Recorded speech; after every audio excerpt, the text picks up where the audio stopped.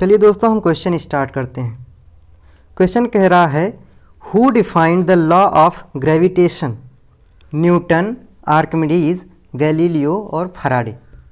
तो हम सभी लोग जानते हैं कि ग्रेविटेशन का लॉ जो है न्यूटन ने दिया था। इसकी शुरुआत न्यूटन ने की थी। ये कहानी सभी लोग जानते हैं कि एप्पल उनके ऊपर गिरा था तो उसके बाद क्या हुआ था।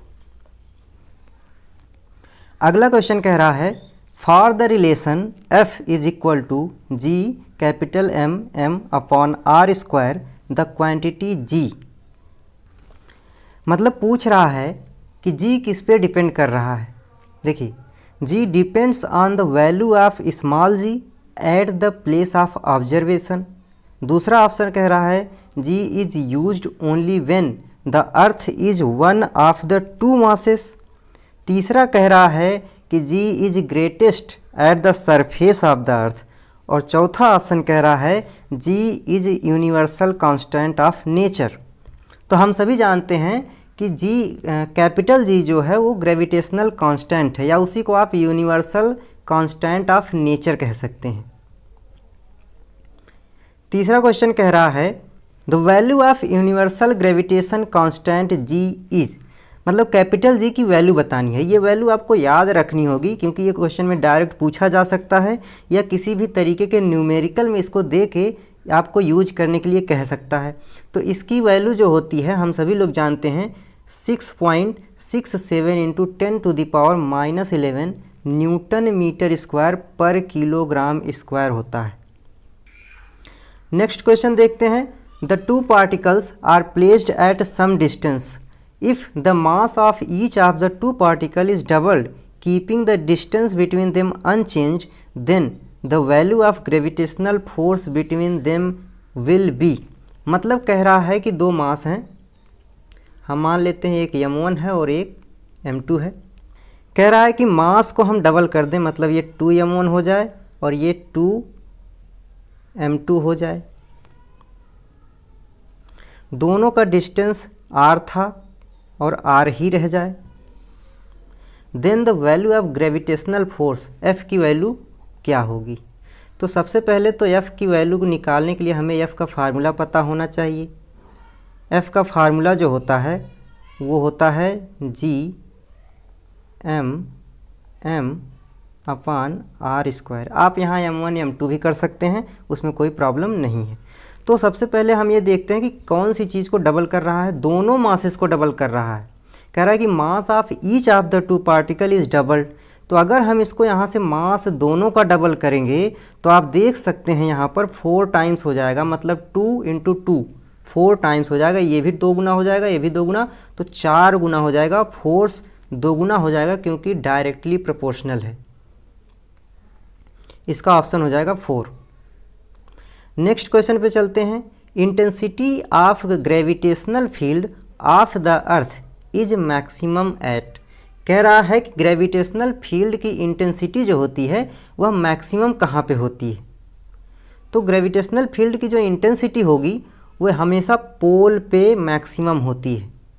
पोल पे मैक्सिमम होती है, इंटेंसिटी की बात कर रहा है। नेक्स्ट क्वेश्चन की तरफ चलते हैं। Law of gravitation. Law of gravitation gives the gravitational force between. कह रहा है कि लॉ ऑफ ग्रेविटेशन जो है किसके किसके बीच में ग्रेविटेशनल फोर्स देता है? Earth and point mass only, the earth and sun only, any two bodies having some mass and two charges bodies only. तो सबसे पहले हम देखते हैं चार्ज से इससे का कोई लेना देना नहीं है, ये गलत हो जाएगा। सिर्फ अर्थ और किसी पॉइंट मास के बीच में नहीं बताता है, सिर्फ अर्थ और सन के बीच में भी नहीं बताता है, यह किसी भी बॉडी के बीच में बताता है जिनके पास कोई मास हो, मतलब मास होना चाहिए, फिर वो बॉडी कोई भी हो उसके बीच में ये ग्रेविटेशनल फोर्स बताता है। तो ऑप्शन सी इज करेक्ट। कह रहा है the value of quantity G is the law of gravitation. देखिए यहाँ पे इज जो है ये गलत लिखा हुआ है, यहाँ पर इन होगा, इन होगा। तो कह रहा है कि कैपिटल G की वैल्यू किस पे डिपेंड करती है? पहला ऑप्शन में दिया है मास ऑफ अर्थ, दूसरे ऑप्शन में दिया है रेडियस ऑफ अर्थ, तीसरे में दिया है both mass and radius of earth, और चौथे में दिया है किसी पे भी डिपेंड नहीं करती है। तो ये ग्रेविटेशनल कांस्टेंट, इसको किसी के रेडियस या मास से कोई भी मतलब नहीं होता है, यह हर चीज़ से इंडिपेंडेंट होती है। मतलब यह ना तो अर्थ के मास से फर्क पड़ेगा इस पे, ना ही अर्थ के रेडियस से, ये इंडिपेंडेंट होती है। नेक्स्ट क्वेश्चन की तरफ आगे बढ़ते हैं। The atmosphere is held to the earth by, the atmosphere is held to the earth by, मतलब जो हमारा एटमॉस्फेयर है वो किसकी वजह से ये रुका हुआ है। जैसे तो यहाँ पर विंड की वजह से तो नहीं, क्लाउड भी नहीं, अर्थ मैग्नेटिक फील्ड भी नहीं, ग्रेविटी की वजह से होता है। हमारा जो एटमॉस्फेयर रुका हुआ है और हम कहते हैं कि हमारा एटमॉस्फेयर है वो ग्रेविटी की वजह से यहाँ पर रुका हुआ है अर्थ के नज़दीक में। नेक्स्ट क्वेश्चन की तरफ चलते हैं। The force of attraction between two unit points masses separated by a unit distance is called. Question का मतलब है कि दो मासेस हैं जिनका यूनिट पॉइंट मासेस है, मतलब अगर हम यूनिट मान लें तो ये 1 हो जाएगा, 1 kg 1 kg, इसका मतलब यूनिट मासेस हो गए। दोनों के बीच में यूनिट डिस्टेंस है, मतलब एक डिस्टेंस भी 1 है। तो कह रहा है कि वहाँ पर फोर्स ऑफ अट्रैक्शन क्या होगा। ऑप्शन में दिया है gravitational potential, acceleration due to gravity, gravitational field या फिर यूनिवर्सल ग्रेविटेशनल कांस्टेंट। तो हम यहाँ पर कैलकुलेट कर लेते हैं। सबसे अच्छी चीज़ यही होगी कि हम कैलकुलेट कर लें। F is equal to G m1 m2 upon R square. हम यहाँ पर वैल्यू पुट करेंगे जी 1 इंटू 1 अपान 1 स्क्वायर। तो यहाँ से सब कुछ तो ख़त्म हो जाएगा, मतलब कि हमारे पास जी बचेगा, कैपिटल जी। अगर हम यूनिट मास ले लें और डिस्टेंस भी यूनिट कर दें तो हमारे पास कैपिटल जी बचेगा, फोर्स के बराबर हो जाएगा। Capital G is equal to force हो जाएगा। तो यूनिवर्सल ग्रेविटेशनल कांस्टेंट हो जाएगा फोर्स ऑफ अट्रैक्शन। यही हमारा ऑप्शन करेक्ट होगा। नेक्स्ट क्वेश्चन कह रहा है which of the following statement is true. चलिए हम देख लेते हैं। पहला कह रहा है g is the same at all places on the surface of the earth. ये तो गलत हो जाएगा, जी हमारे सरफेस पे हमेशा हर जगह सेम नहीं होता है। दूसरा कह रहा है कि g is less at earth surface than at the height above और एट डेप्थ बिलो इट। मतलब कह रहा है कि अगर हम सरफेस से ऊपर चले जाएं तो जी कम होता है, या फिर नीचे चले जाएं तो भी जी कम होता है। तीसरा कह रहा है g has its maximum value at the equator. ये तो गलत है। और चौथा कह रहा है g is the greater at the poles than at the equator. ये ऑप्शन सही हो सकता है। जी की वैल्यू पोल्स पर ज़्यादा होती है, इक्वेटर पर कम होती है। नेक्स्ट क्वेश्चन की तरफ चलते हैं। When a body falls freely towards the earth then its total energy. मतलब कह रहा है कि कोई बॉडी फ्री फॉल कर रही है, अर्थ की तरफ बहुत तेज़ी से गिर रही है, तो उसमें टोटल एनर्जी क्या होगा। पहला ऑप्शन कह रहा है कि इंक्रीज़ होगा, नहीं, सिर्फ इंक्रीज़ नहीं होगा, सिर्फ डिक्रीज़ भी नहीं होगा, रिमेंस कांस्टेंट हो सकता है, first increase and then decrease ये भी नहीं होगा। देखिए बॉडी की एनर्जी हमेशा ही सेम रहेगी, कांस्टेंट रहेगी, भले ही वो अपनी फॉर्म को चेंज करती रहे पोटेंशियल एनर्जी और काइनेटिक एनर्जी में, लेकिन रहेगी कांस्टेंट। एनर्जी को आप बदल नहीं सकते हैं। नेक्स्ट क्वेश्चन कह रहा है a body is falling from a height h after it has fallen a height h by 2 it will possess. मतलब कह रहा है कि h हाइट से कोई भी बॉडी गिर रही है, h हाइट से कोई बॉडी गिर रही है, कह रहा है कि वो बॉडी गिरते गिरते h/2 पे आ गई। अब कह रहा है कि इसके पास क्या होगा। अब एनर्जी की बात कर रहा है क्वेश्चन में कि क्या होगा। सिर्फ कह रहा ओनली पोटेंशियल एनर्जी, ये गलत हो जाएगा। ओनली काइनेटिक एनर्जी, ये भी गलत हो जाएगा। Half potential and half kinetic energy, ये हो सकता है, इस पर हम अभी बात करेंगे। मोर kinetic and less potential energy, ये भी गलत हो जाएगा। हम आते हैं half potential and half kinetic energy के बारे में।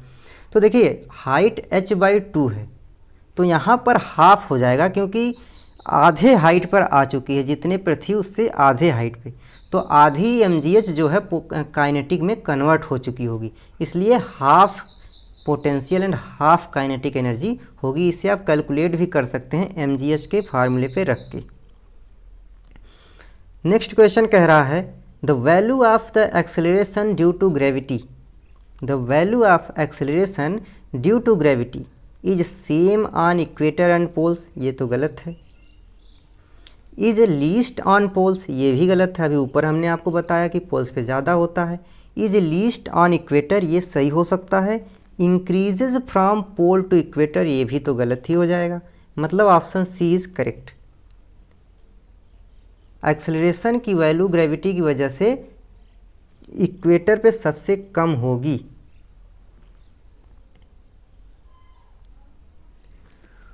नेक्स्ट क्वेश्चन कह रहा है two object of different masses falling freely near the surface of moon would, मतलब कह रहा है कि दो ऑब्जेक्ट हैं डिफरेंट मास के और मून के सरफेस के पास में वो गिर रहे हैं, तो क्या हो?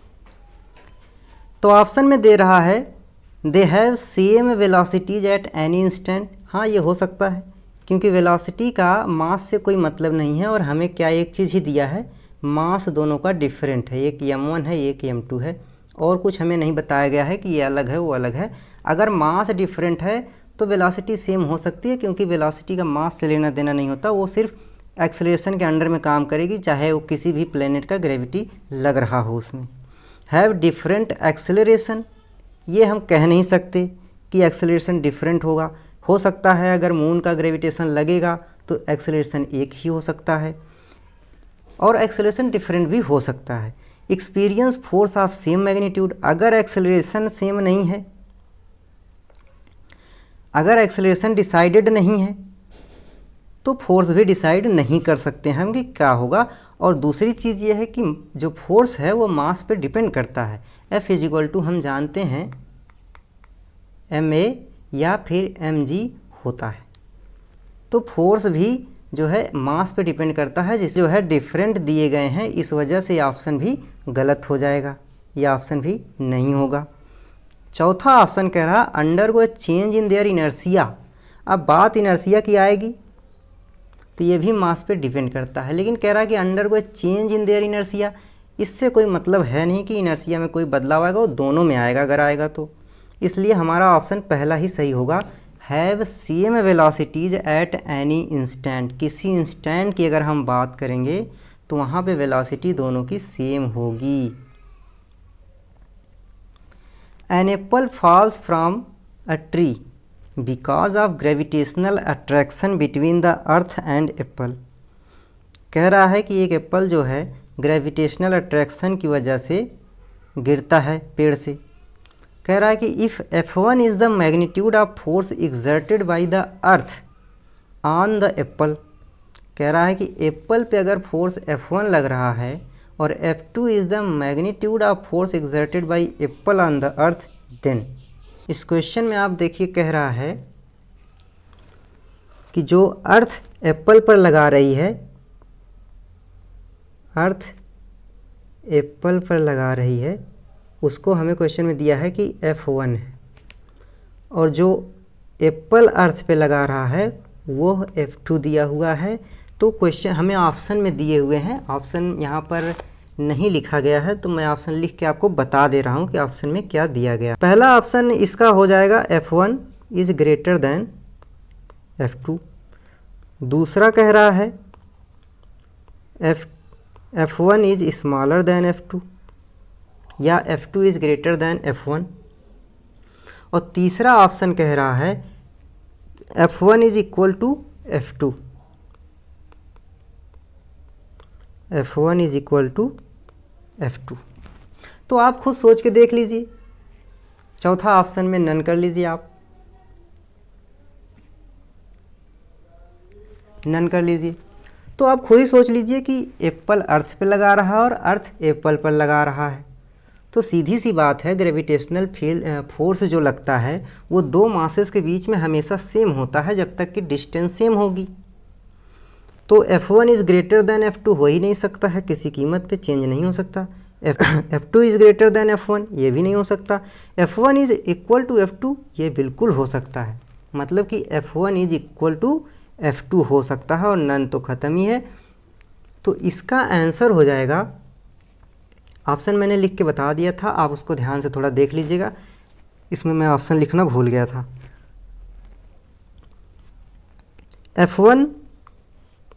F1 is equal to F2, ये तो लॉजिक है सिंपल सा। जब आप F1 और F2 कैलकुलेट करेंगे तो मास तो सेम रखेंगे, डिस्टेंस सेम रखेंगे, दोनों सब जब सेम है, ग्रेविटेशनल कांस्टेंट तो सेम ही रहेगा, तो फोर्स बराबर ही आएंगे जब तक कि आप डिस्टेंस ना चेंज कर दें या मास ना चेंज कर दें।